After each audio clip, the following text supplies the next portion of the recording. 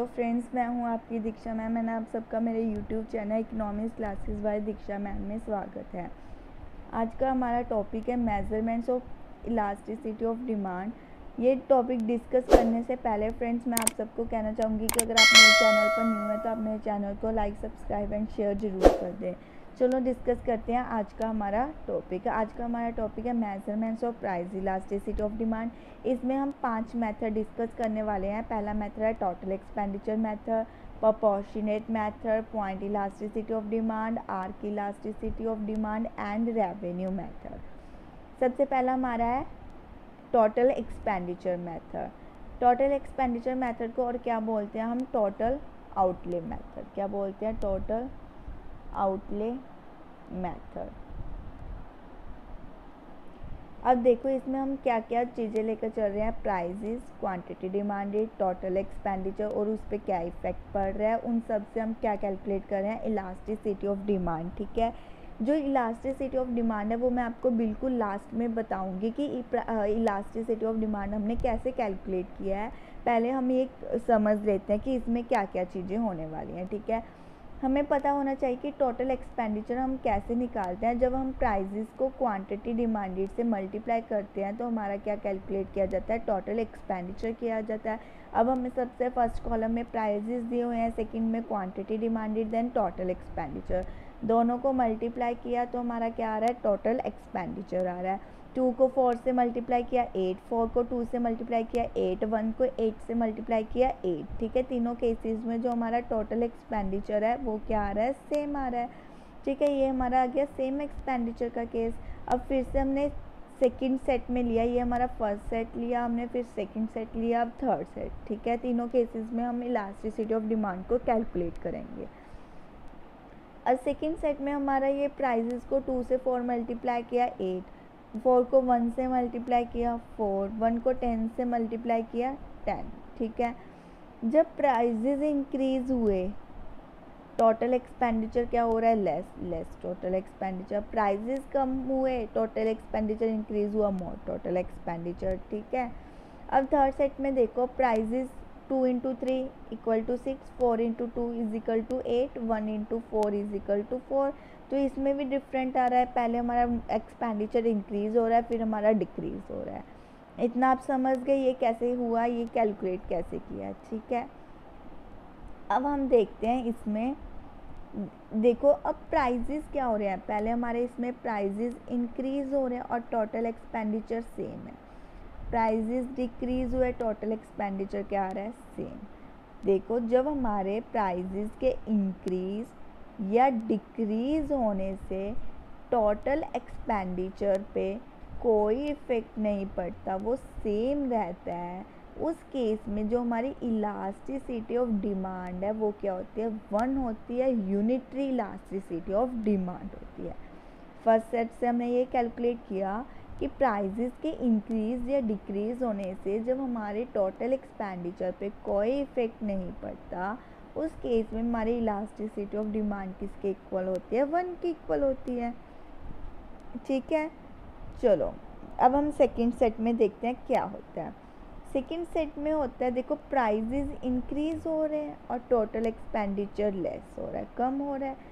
Prices के increase होने पर टोटल एक्सपेंडिचर हमारा डिक्रीज हो रहा है। प्राइजेस के डिक्रीज होने पर टोटल एक्सपेंडिचर हमारा ज़्यादा हो रहा है। प्राइजेस के डिक्रीज होने पर टोटल एक्सपेंडिचर जब ज़्यादा होता है, देखो इन दोनों में रिलेशनशिप कौन सा आ रहा है? उल्टा, इंक्रीज डिक्रीज डिक्रीज इंक्रीज। जब इस केस में इन्वर्स रिलेशनशिप होता है टोटल एक्सपेंडिचर एंड प्राइजेस में, उस केस में जो हमारी इलास्टिसिटी ऑफ डिमांड है वो किसके इक्वल होती है? ग्रेटर दैन यूनिटी के। किसके? Greater than unitary elasticity of demand होती है इस केस में। ठीक है, अब हम थर्ड सेट में देखते हैं।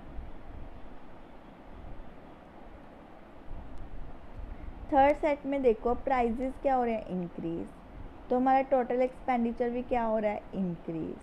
प्राइजेस डिक्रीज, टोटल एक्सपेंडिचर भी डिक्रीज। देखो दोनों सेम डायरेक्शन में आ रहे हैं ना, प्राइजेस और टोटल एक्सपेंडिचर, कि प्राइजेस भी increase, total expenditure decrease decrease, दोनों सेम रिलेशन में या डायरेक्ट में। उस केस में जो हमारी इलास्टिसिटी ऑफ डिमांड है वो क्या होती है, less than unitary elasticity of demand होती है। उस केस में हमारी इलास्टिसिटी ऑफ डिमांड क्या होती है, लेस देन यूनिटरी। इसको हम विद डायग्राम भी समझेंगे कि ये कैसे होता है, ये बात सही है क्या है, ये हम विद डायग्राम समझेंगे। ठीक है, इस डायग्राम को मैं आपको बनाकर ही बताती हूँ, आपको उससे ज़्यादा ही क्लियर हो जाएगा, अच्छे से समझ में आएगा।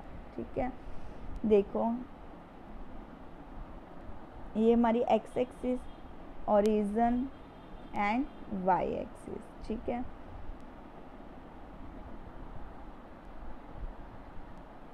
इस कर्व को हम क्या लेकर चल रहे हैं, टोटल एक्सपेंडिचर कर्व।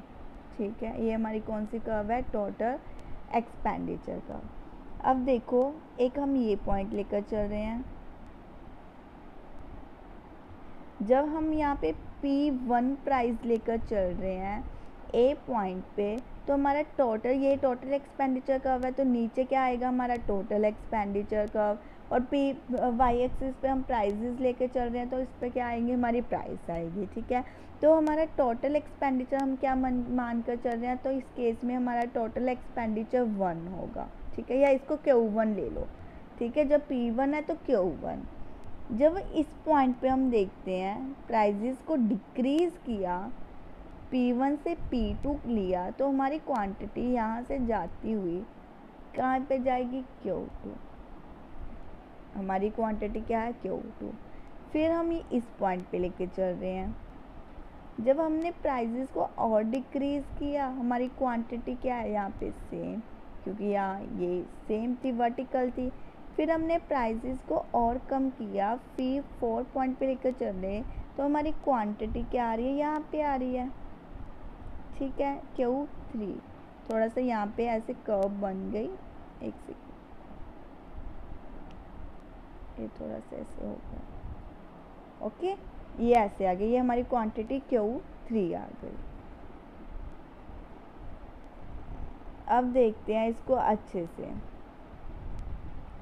अब देखो पहले केस में A point, B point, C point and D point. A point पे क्या है, प्राइजेस हमने P1 से P2 डिक्रीज़ किए, प्राइजेस, टोटल एक्सपेंडिचर और इलास्टिसिटी ऑफ डिमांड। ठीक है, प्राइजेस क्या किए हमने, डिक्रीज़ किए, और टोटल एक्सपेंडिचर क्वांटिटी Q1 से क्या आ रही है, Q2।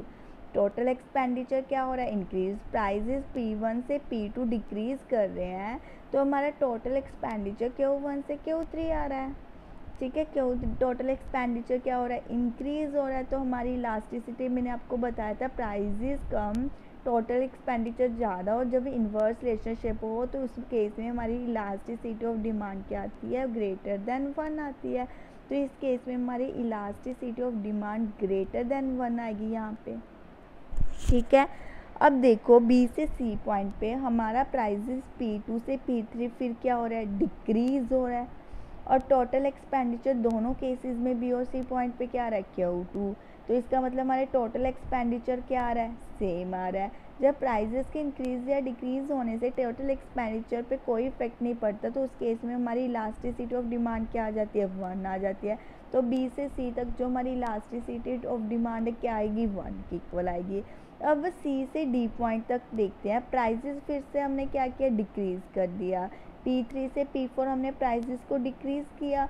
अब देखो इलास्टिसिटी ऑफ डिमांड क्या होगी, डिक्रीज़ होगी, Q2 से Q3 बैक चलेगी, तो टोटल एक्सपेंडिचर हमारा क्या हो रहा है, डिक्रीज़ हो रहा है। प्राइजेस के डिक्रीज़ होने पर टोटल एक्सपेंडिचर भी डिक्रीज़ हो जाए, दोनों सेम डायरेक्शन में जाए, तो उस केस में हमारी इलास्टिसिटी ऑफ डिमांड क्या होती है, less than 1, less then unitary. ठीक है, चाहे आप नीचे से ऊपर की ओर ले जाओ, चाहे ऊपर से नीचे की ओर, दोनों केसेस में हमारा जो इलास्टिसिटी ऑफ डिमांड है वो इस तरह बनेगा, पहले greater than 1, equal to 1, less than 1। आपको आई होप फ्रेंड्स ये समझ में आ गया होगा, इसमें आपको कोई भी डाउट नहीं होगा। सेम मैं आपको इसमें दिखा देती हूँ। देखो ये हमारी पहले वाली कर्व बनी है, इलास्टिसिटी ऑफ डिमांड इसमें ग्रेटर देन 1 आ रहा है। अभी आपको बताया कैसे कंपेयर किया है हमने, एक यहाँ पे ली थी और एक यहाँ पे ली थी। ठीक है, प्राइजेस कम हुए टोटल एक्सपेंडिचर हमारा क्या हो रहा है, यहाँ पे आके इंक्रीज हो रहा है। प्राइजेस कम, टोटल एक्सपेंडिचर ज़्यादा, तो elasticity of demand greater than 1। ठीक है, फिर यहाँ से हमने प्राइजेस को फिर डिक्रीज़ किया और हमने यहाँ पे आके इस पॉइंट पे टोटल एक्सपेंडिचर दोनों पॉइंट पे सेम रह रहा है, चाहे आप इस पॉइंट पे ले लो चाहे इस पॉइंट पे, दोनों पॉइंट्स पर हमारी टोटल एक्सपेंडिचर सेम है, तो elasticity of demand equal to 1। अब इस पॉइंट से इस पॉइंट पर देखते हैं, इसमें हमारी इलास्टिसिटी ऑफ डिमांड यहाँ पे आ रही है और ये हमारा टोटल एक्सपेंडिचर कम करे तो डिक्रीज़ हो रहा है, इससे इस prices decrease, total expenditure decrease same direction में, तो इलास्टिसिटी ऑफ डिमांड हमारी क्या आ रही है, लेस देन 1 आ रही है। आई होप फ्रेंड्स आपको ये टोटल एक्सपेंडिचर मेथड अच्छे से समझ में आ गया होगा, आपको इसमें कोई भी डाउट नहीं होगा। नेक्स्ट मेथड पे मूव करते हैं। नेक्स्ट टॉपिक है हमारा प्रोपोर्शनेट मेथड और परसेंटेज मेथड। प्रोपोर्शनेट मेथड को हम क्या बोलते हैं, परसेंटेज मेथड बोलते हैं। ठीक है, अब देखो हमने स्टार्टिंग में आपको पिछली वीडियो में बताया था इलास्टिसिटी ऑफ डिमांड क्या होता है। अगर आपने नहीं देखी तो आप वहाँ पे जाकर मेरी वीडियो देख सकते हैं। इलास्टिसिटी ऑफ डिमांड क्या होता है, परसेंटेज या proportionate change in demand of good X, proportionate change in prices of good X Y. So यहाँ पे मिस्टेक है, गुड वाई। ठीक है, ये होती है हमारी प्रोपोर्शनेट मेथड और परसेंटेज मेथड। ठीक है, और सॉरी सेम गुड एक्स के प्राइजेज में और गुड एक्स के डिमांड में क्या चेंज आ रहा है उसको रिप्रेजेंट करते हैं। सॉरी ये मेरे से ही मिस्टेक हो गया था। अब देखो percentage change in demand for x कैसे कैलकुलेट करते हैं। Percentage change in demand of x किसके इक्वल होता है, चेंज इन क्वांटिटी डिमांडेड। ठीक है, इसको ऐसे लिख ले, तो change in quantity demanded over initial demand. अगर हम किसी का परसेंटेज कैलकुलेट करना चाहते हैं, जैसे percentage change in demand calculate कर रहे हैं, परसेंटेज चेंज इन डिमांड कैसे निकलता है, change in demand over initial demand. अगर हम कैलकुलेट करना चाहते हैं परसेंटेज चेंज इन प्राइस, तो हमारा क्या आएगा, change in quantity demanded, sorry change in prices, क्योंकि प्राइजेस की बात कर रहे हैं, डिवाइड बाय इनिशियल प्राइजेस। क्या आएगा, डिवाइड बाय इनिशियल प्राइजेस। ठीक है, ये हमारा ऐसे कैलकुलेट होता है। यही आपको यहाँ पे लिखा हुआ है elasticity of demand. I hope friends आपको ये समझ में आ रहा होगा। थोड़ा बड़ा कर देती हूँ। ठीक है, ये देखो अभी आपको क्लियर होगी वीडियो। अब देखो हमारी elasticity of demand, percentage change in demand of x, percentage change in prices of x. Elasticity of demand हमें पता है डिमांड और प्राइजेस में नेगेटिव रिलेशनशिप होता है, तो इसलिए हम यहाँ पे नेगेटिव लेकर चलते हैं। आपको पिछली वीडियो में अच्छे से बताया है। परसेंटेज चेंज इन डिमांड कैसे निकलता है अभी बताया, change in quantity demanded divide by initial demand, change in prices over initial prices. ठीक है, अब जब चेंज आ रहा है क्वांटिटी डिमांडेड में, तो इसका मतलब क्या है, new demand minus old demand. ठीक है, ये होता है। और इनिशियल डिमांड को हम कैसे डिनोट करते हैं, क्यू से, सिंपल। ठीक है, ये आ गया। और चेंज इन प्राइजेस में भी को कैसे लिखेंगे, चेंज इन प्राइजेस को, प्राइजेस में चेंज हो रहा है तो P1 माइनस P। ठीक है, इसी में वैसे करिए, चेंज इन क्वांटिटी डिमांडेड को हमने Q1 माइनस Q लिख दिया, और इनिशियल डिमांड हमारी क्या है, Q स्टार्टिंग में लेकर चल रहे थे। Change in prices P1 minus P, और हमारी इनिशियल प्राइजेस क्या है, B। और इन सब में नेगेटिव रिलेशनशिप है, तो ये हमने आगे कौन सा साइन लगा दिया, माइनस का साइन लगा दिया। ठीक है, अब देखो हमें पता है Q1 माइनस Q को हम क्या लिख सकते हैं, डेल्टा Q, क्योंकि डेल्टा किसको रिप्रेजेंट करता है, चेंज इनको, कि किसी चीज़ में चेंज क्या आ रहा है। डेल्टा से हम इसको डिनोट कर सकते हैं Q1 माइनस Q को, तो हमने डेल्टा Q की फॉर्म में लिख दिया, और डिवाइड बाय Q तो था ही। अब अब P1 माइनस P में भी चेंज आ रहा है, तो हमने चेंज को हमने क्या लिख दिया, delta P over small p। अब हमने बड़ी डिवाइड को ख़त्म करने के लिए मल्टीप्लाई में कन्वर्ट करना है, तो आपने ये मैथमेटिक्स में ये फॉर्मूला पढ़ा होगा कि अगर हमारा a over b divided by c over d हो, तो इसको हमने अगर खोल कर लिखना हो तो a over b multiply by ये जो पीछे का होता है ये क्या हो जाता है, रेसिप्रोकल हो जाता है, d ओवर c। सिमिलरली अगर हमने ये ए और बी सी और डी लेकर चले, ये तो ऐसे लिख दिया डेल्टा क्यू ओवर क्यू, ठीक है। इस डिवाइड को ख़त्म करने के लिए मल्टीप्लाई में, तो इसको हमने क्या कर दिया, रेसिप्रोकल कर दिया, पी ओवर डेल्टा पी की फॉर्म में लिख दिया। क्या आ गया, पी ओवर डेल्टा पी लिख दिया। अब देखो हमारी इलास्टिसिटी ऑफ डिमांड क्या आ गई है। अब हमने इसको एक साथ मतलब पी और क्यू को एक साथ लिख दिया और डेल्टा वाली टर्म को एक साथ लिख दिया। तो elasticity of demand minus P over Q delta Q over delta P, ठीक है। आपको ये समझ में आ गया परसेंटेज मेथड में हम इलास्टिसिटी ऑफ डिमांड कैसे कैलकुलेट करते हैं। आई होप फ्रेंड्स आपको अच्छे से समझ में आ गया होगा कि elasticity of demand percentage method में कैसे कैलकुलेट किया जाता है। अब चलते हैं हम नेक्स्ट मेथड पे, उसका क्या नाम है, point elasticity of demand. Point elasticity of demand को हम और किस मेथड से जानते हैं, ज्योमेट्री मेथड से। किससे, ज्योमेट्री मेथड। अब पॉइंट इलास्टिसिटी ऑफ डिमांड क्या होता है, measures the elasticity at the point on demand curve.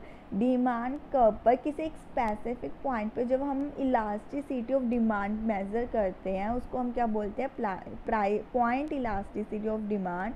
Mainly it is the ratio of percentage change in quantity demanded of a good to percentage change in prices calculated at specific point on demand curve. Demand curve पर बहुत सारे point होते हैं, लेकिन जब हम किसी एक स्पेसिफिक पॉइंट पे इलास्टिसिटी ऑफ डिमांड कैलकुलेट करते हैं उसको हम क्या बोलते हैं, point elasticity of demand.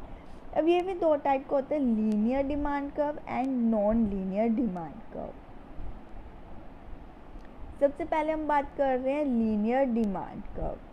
Linear demand curve का मतलब क्या होता है, ये एक स्ट्रेट लाइन कर्व होती है जो डिमांड कर्व होती है। और पॉइंट इलास्टिसिटी ऑफ डिमांड में जो हम इलास्टिसिटी ऑफ डिमांड है वो कैसे कैलकुलेट करते हैं, lower portion of demand curve divide by upper portion of demand curve, ठीक है। अब देखो इस डायग्राम में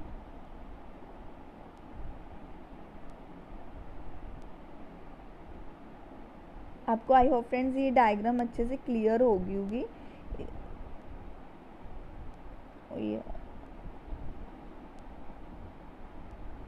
ठीक है, ये देखो अब हमने क्या कहा था, lower portion divide by upper portion, ठीक है।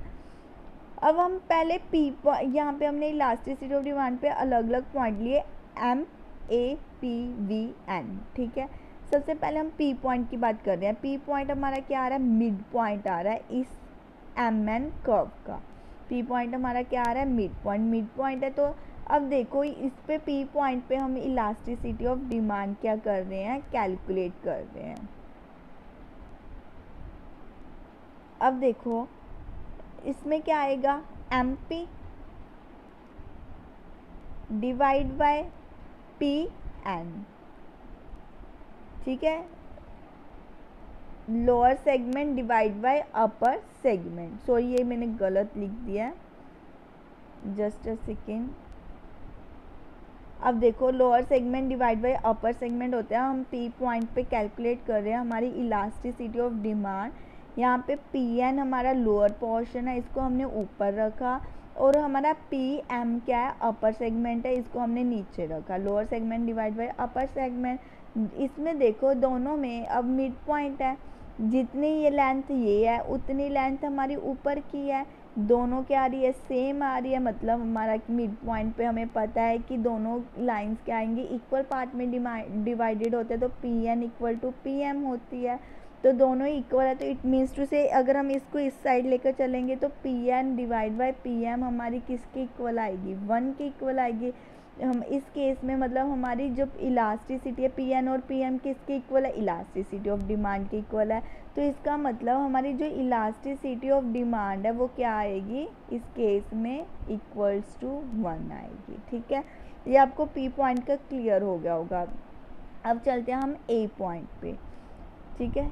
ए पॉइंट पे लोअर सेगमेंट क्या आ रहा है, ए एन, अपर सेगमेंट क्या आ रहा है, ए एम, ठीक है। ये आ गया, ये किसके इक्वल है, इलास्टिसिटी ऑफ डिमांड के इक्वल है। ये हमने एक साइड फॉर्मूला लिख लिया। अब देखो हमें पता है जो ए एन है उसकी लेंथ ए एम से क्या आ रही है, ग्रेटर आ रही है ना। अब देखो अगर हम इस ए एम को इसके नीचे लेकर चलें, A N divide by A M greater than 1 लिख सकते हैं, क्योंकि हमें पता है ए एम को 1 से मल्टीप्लाई करें तो भी ए एम आएगा। तो ये मल्टीप्लाई वाली टर्म उधर डिवाइड में चली गई, तो A N divide by A M हमारी क्या आ गई, ग्रेटर देन 1 आ गई। तो इस केस में हमारी जो ए एन और ए एम किसके इक्वल है, इलास्टिसिटी ऑफ डिमांड के इक्वल है।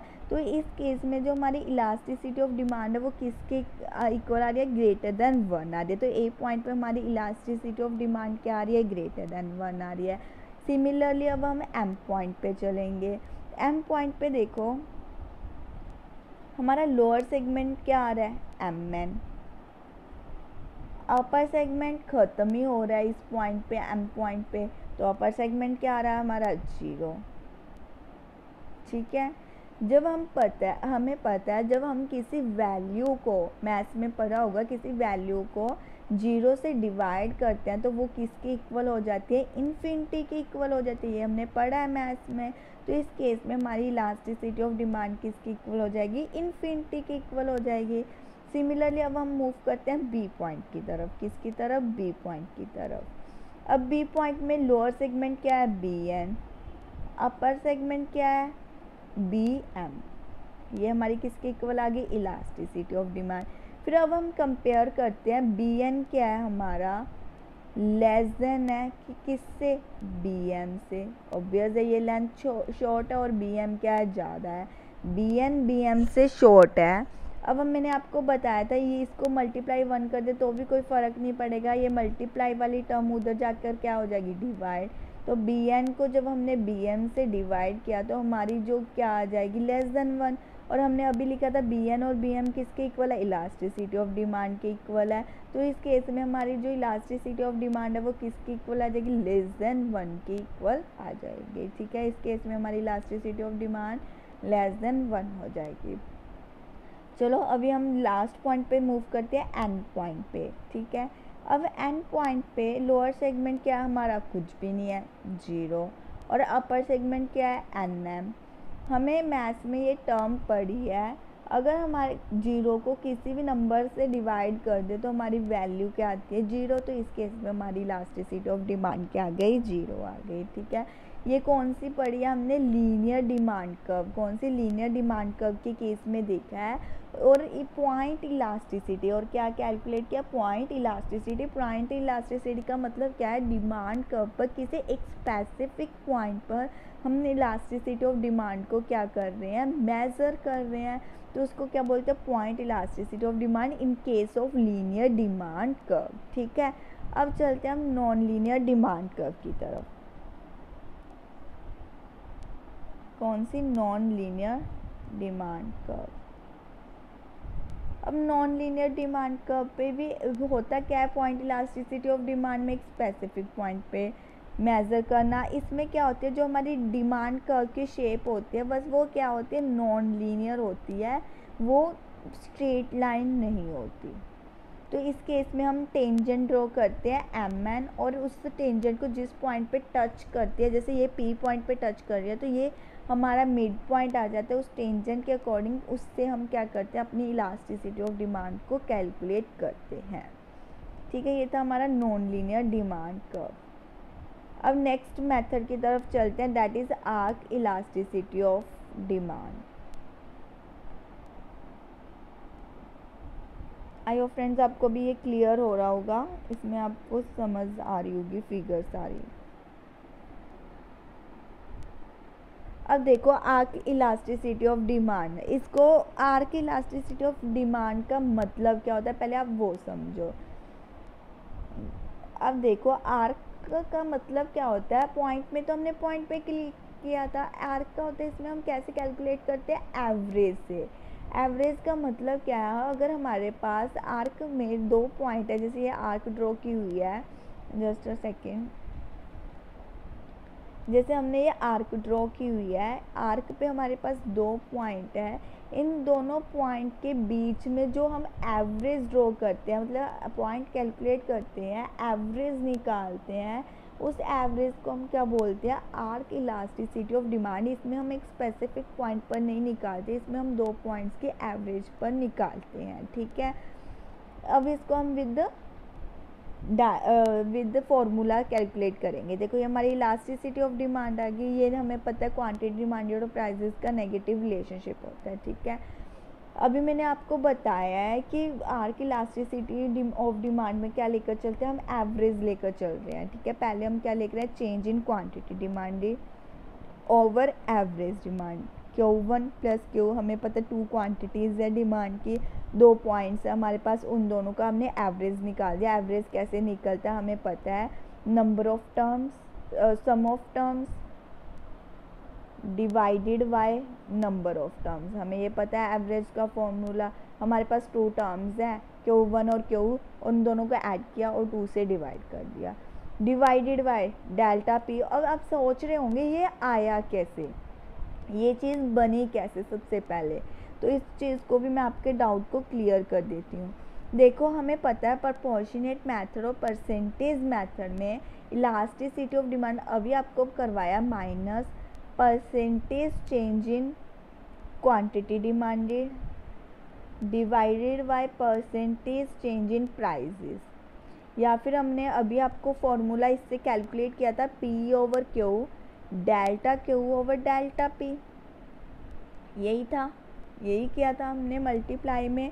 तो ये हम मल्टीप्लाई वाली ही चीज़ कर रहे हैं, जहाँ पे हमारा चेंज है, चेंज को हमने कैसे लिखा, change in Q change in P, P और Q।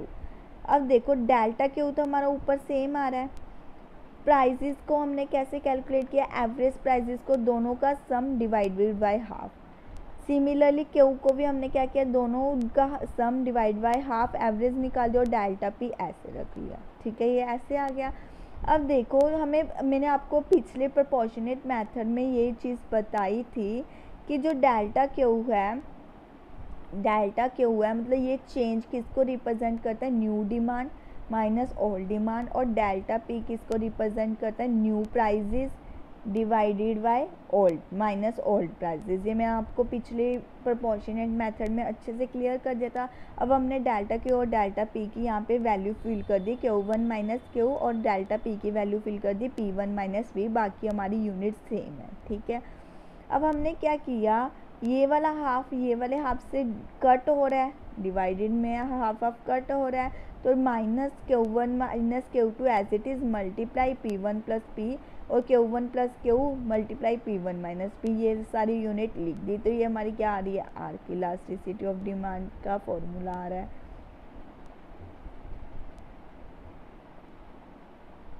ठीक है, ये हमारा आर्क इलास्टिसिटी ऑफ डिमांड का फॉर्मूला आ रहा है। अब हम यही चीज़ विद डायग्राम एक्सप्लेन करेंगे, arc elasticity of demand with diagram समझेंगे, ठीक है। ये हमारी आर्क इलास्टिसिटी ऑफ डिमांड की कर्व है, आर्क की शेप में है, ये डी हमारी आर्क की शेप में है। इस पर हम 3 पॉइंट लेकर चल रहे हैं, A B C। OP prices पे हमारी डिमांड क्या आ रही है, OQ। OP1 प्राइजेस पे हमारी डिमांड क्या आ रही है, OQ1, और OP2 प्राइजेस पे OQ2, ठीक है। और इस पे हमारे 3 पॉइंट्स आ रहे हैं A B C, और ये तीनों A से C तक हमारी क्या रिप्रेजेंट कर रही है, आर्क की फॉर्म में है, तो आर्क इलास्टिसिटी ऑफ डिमांड है, और ये क्या रिप्रेजेंट कर रही है, A से C तक के पॉइंट की जो एवरेज निकाल रहे हैं, उस एवरेज से जो ड्रॉ हो रहा है वो क्या होता है, हमारा आर्क इलास्टिसिटी ऑफ डिमांड। तो क्या होता है हमारा आर्क इलास्टिसिटी ऑफ डिमांड। चलो अब चलते हैं हम हमारे लास्ट मेथड पर, दैट इज़ रेवेन्यू मेथड। कौन सा मेथड है, रेवेन्यू मेथड है। रेवेन्यू मेथड में हम कुछ पॉइंट्स समझते हैं। पहला पॉइंट क्या है, elasticity of demand can be measure with the help of average revenue and marginal revenue. Revenue में क्या क्या होती है, जो हमारी इलास्टिसिटी ऑफ डिमांड है उसमें हमें एक एवरेज रेवेन्यू चाहिए, मार्जिनल रेवेन्यू चाहिए, उससे हमारी इलास्टिसिटी ऑफ डिमांड निकल जाएगी। Sale proceeds that a firm obtained by selling its product is called revenue. हमें पता है एक फर्म है, फर्म जब अपने सारे प्रोडक्ट को सेल कर देती है, उस सेल को करने के बाद जब वो उसको इनकम इंक्रीज होती है उसको हम क्या बोलते हैं, रेवेन्यू बोलते हैं। Total revenue divided by number of units called average revenue. Average revenue हमारे कैसे निकलते हैं, जब हम टोटल रेवेन्यू को उसके आउटपुट से डिवाइड कर देते हैं तो हमारी एवरेज रेवेन्यू निकलती है। When addition is made to total revenue by side of one more unit of the commodity is called marginal revenue। marginal revenue हमारी कैसे निकलती है, टोटल रेवेन्यू में जो चेंज आ रहा है, मतलब न्यू यूनिट और माइनस ओल्ड यूनिट, दोनों को माइनस करने के बाद जो एडिशनल चेंज आ रहा है उसको हम क्या बोलते हैं, मार्जिनल रेवेन्यू। ठीक है, अब यहाँ पे देखो elasticity of demand revenue method में निकालने का फॉर्मूला क्या होता है, average revenue divide by average revenue minus marginal revenue. Here A is represent average revenue and M is represent marginal revenue. That is the formula of our elasticity of demand in revenue method. ठीक है, इसको अब हम with diagram समझेंगे। Just second zoom करके आपको समझाती हूँ। देखो ये इस केस में हमारी जो देखो एवरेज रेवेन्यू होती है ये ए से बी बनी हुई है और मार्जिनल रेवेन्यू हमारी पीछे होती है हमेशा ए एन। इसके लिए अलग से आपको समझना होगा, ये हम कॉस्ट और रेवेन्यू वाले चैप्टर में समझेंगे कि ये एवरेज रेवेन्यू और मार्जिनल रेवेन्यू कैसे ड्रॉ करते हैं, उसको हम रेवेन्यू वाले चैप्टर में करेंगे। ठीक है, अब देखो इस पी पॉइंट पे हमारी जो रेवेन्यू है, मार्जिनल रेवेन्यू है वो कितनी आ रही है, ई टी, और एवरेज रेवेन्यू क्या आ रही है, पी एल आ रही है ऐसे। या फिर हम कैसे कह सकते हैं, पी एम हमारी एवरेज रिप्रेजेंट कर रही है और एल एम हमारी क्या कर रही है, एवरेज रेवेन्यू। और इस वैल्यू को हम फॉर्मूले में पुट कर देंगे। ठीक है, इस फॉर्मूले में पुट कर देंगे, क्या था हमारा average revenue minus marginal revenue. इसको फॉर्मूले में पुट करके हम इसकी वैल्यू कैलकुलेट कर सकते हैं। ये था हमारा ये था हमारा रेवेन्यू मेथड। ठीक है, आई होप फ्रेंड्स आपको सारी वीडियो में सारा कंसेप्ट, सारे मेथड समझ में आ गए होंगे, आपको कोई भी डाउट नहीं होगा। अगर आपको कुछ भी डाउट होगा तो कमेंट सेक्शन में कमेंट कर सकते हैं। इस वीडियो की पीडीएफ फाइल आपको टेलीग्राम चैनल में मिल जाएगी, आप वहाँ पर भी जाकर देख सकते हैं। Thank you friends for watching my video and मेरे चैनल को लाइक, सब्सक्राइब एंड शेयर ज़रूर कर दें।